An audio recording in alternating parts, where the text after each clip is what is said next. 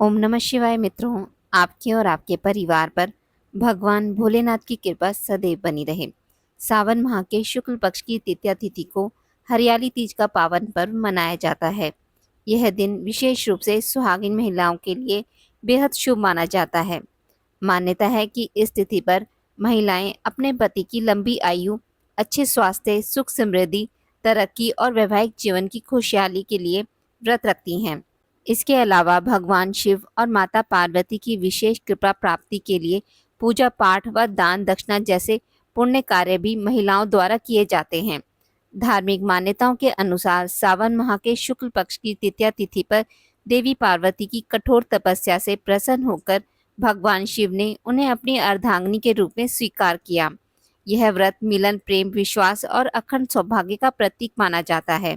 पंचांग के अनुसार साल 2026 में हरियाली तीज का त्योहार 15 अगस्त दिन शनिवार को मनाया जाएगा। सावन माह के शुक्ल पक्ष की तृतीया तिथि की शुरुआत 14 अगस्त को शाम 6:46 पर होगी और इसका समापन 15 अगस्त को शाम 5:28 पे होगा। उदया तिथि के आधार पर हरियाली तीज का व्रत 15 अगस्त दिन शनिवार को रखा जाएगा। इस दिन पूजा विधि। हरियाली तीज पर पूजा के लिए सबसे पहले पूरे शिव परिवार की पूजा करें। इस दौरान आप पहले शिवलिंग का गंगा जल से अभिषेक करें। इसके बाद भगवान शिव और पूरे शिव परिवार को जल अर्पित करें। फिर भगवान और माता पार्वती को वस्त्र अर्पित करें। माता पार्वती को 16 श्रृंगार का सामान अर्पित करें। भगवान शिव को बेलपत्र, भांग, धतूरा, शमी के फूल, चंदन, अक्षत और फल अर्पित करें।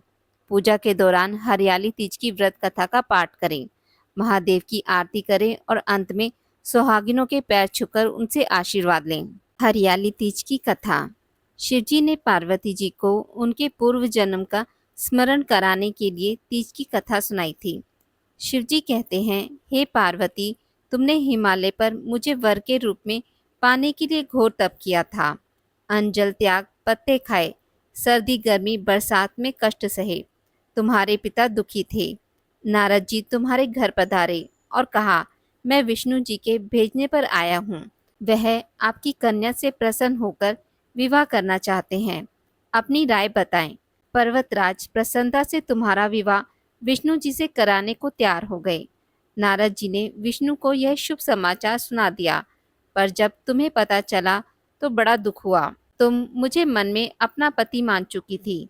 तुमने अपने मन की बात अपनी सहेली को बताई। सहेली ने तुम्हें ऐसे घने वन में छुपा दिया जहां तुम्हारे पिता नहीं पहुंच सकते थे। वहां तुम तप करने लगी। तुम्हारे लुप्त होने से पिता चिंतित होकर सोचने लगे, यदि इस बीच विष्णु जी बारात लेकर आ गए तो क्या होगा। शिवजी ने आगे पार्वती जी से कहा, तुम्हारे पिता ने तुम्हारी खोज में धरती पताल एक कर दिया, पर तुम ना मिली। तुम गुफा में रेत से शिवलिंग बनाकर मेरी आराधना में लीन थी। प्रसन्न होकर मैंने मनोकामना पूरी करने का वचन दिया। तुम्हारे पिता खोजते हुए गुफा तक पहुँचे।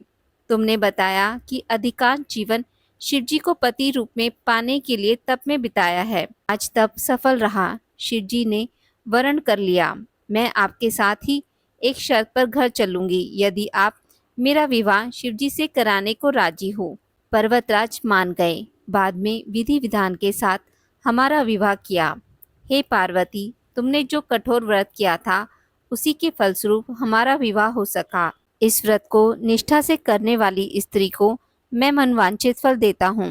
उसे तुम जैसा अचल सुहाग का वरदान प्राप्त हो। आज की इस वीडियो में बस इतना ही। मित्रों, अगर आपको मेरी वीडियोस पसंद आती हैं तो इसे लाइक और शेयर ज़रूर करें और पूजा पाठ से जुड़ी जानकारी के लिए मेरे चैनल को सब्सक्राइब करना ना भूलें। धन्यवाद।